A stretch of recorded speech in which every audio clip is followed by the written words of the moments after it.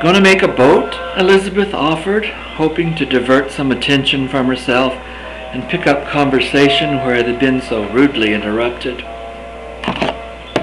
Yes, Dewey replied mockingly, and we're going to float down the river to LaGrange, and maybe Columbus, or even the Gulf of Mexico. Well, maybe just to Pumpkin Town, Jenny mentioned. Wouldn't that set everybody's tongue a-flapping? Not every day a pirate ship floats down the hooch.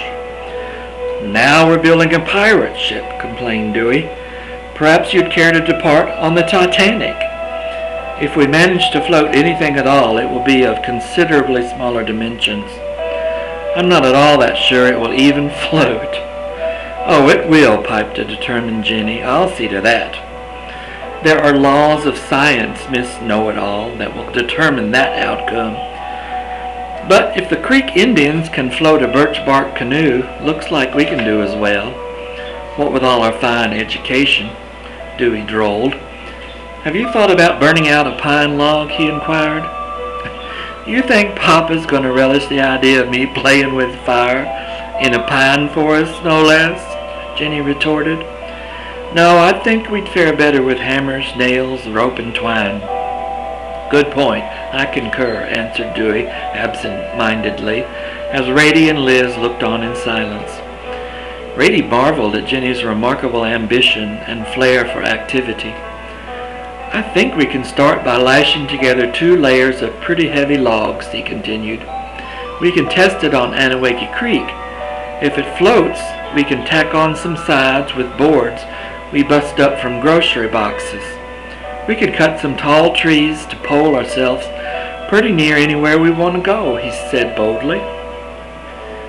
Golly, I think it just might work, Dewey. Jenny virtually screamed, leaping up to dance around her companions.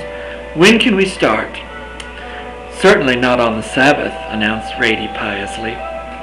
No, of course not. But I see no reason not to start first thing Monday morning, Jenny responded deflatedly. Let's run by the store today and see what kind of arrangement we can make for boxes, Dewey began. I think Mama needs to place an order. I'm sure she can get it delivered in crates. We can borrow Papa's axe and a few tools and maybe fell a good number of trees by sundown, he planned. Yes, I can get a saw and hatchet, Jenny added. But what about your hands? Rady asked. Jenny suddenly examined her digits, flipping them excitedly, half expecting to find something horrible on them. What about my hands? She queried. You'll ruin them, Rady whined condescendingly, already observing the less than perfect condition of the aforementioned palms. Noting that Rady probably already regarded her hands as spoiled, Jenny snickered and threw a ponderously questioning glance at the Atlanta maiden. Elizabeth, as if sensing a need to break the train of thought, announced, Perhaps I can help too. This sounds like a very interesting project. Everyone laughed at the overt seriousness of the child's remark, which flaunted comically against the image projected by the frail child personage. Gathering together their things and collecting Towser, the party prepared for the walk to town. Extra time was needed for Rady to relace her shoes, and Elizabeth as well. The country children decided to forego this obtrusive burden and began to trek barefoot. While lacing, Lizzie asked, Do they grow many pumpkins in Pumpkin Town? No, Dewey giggled and answered. That goes way back to when James Colquitt lived down there on a pretty big spread. Right prosperous plantation. He was always trying to get the county seat stolen from Campbellton and moved down to his neck of the woods. I guess so he could control things a bit closer to his liking. Well, he was a real politician, right nice talker, and good debater, so folks at that time said he was some pumpkin. Eventually the nickname stuck, and that area's been known as Pumpkin Town to us for some time now.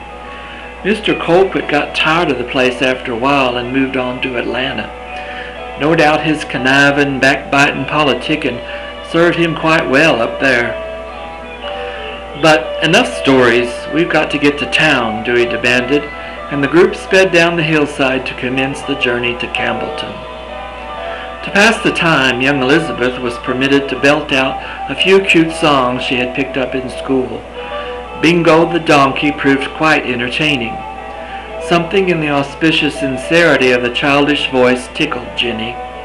Hiding her amusement, she thanked the little one for her effort, inquired about the girl's impression of the country. "Oh, we like it just fine," injected Rady. "Aunt Sally's a lot of fun when she comes to town, but it's really not all that different in Atlanta. The Negro families behind our house have an odd assortment of chickens and animals, and many people keep gardens in their yards." "I like berrying," Elizabeth announced, scooping a handful of dusty pebbles from the road bed. "Berrying?" Jenny screwed the left side of her face in consternation. "She means picking blackberries," Rady explained. "We went into the fields yesterday looking. Most of them are still quite small and red. We picked enough last year at Aunt Eliza's to whip up a dozen nice pies." Jenny shook her matted hair.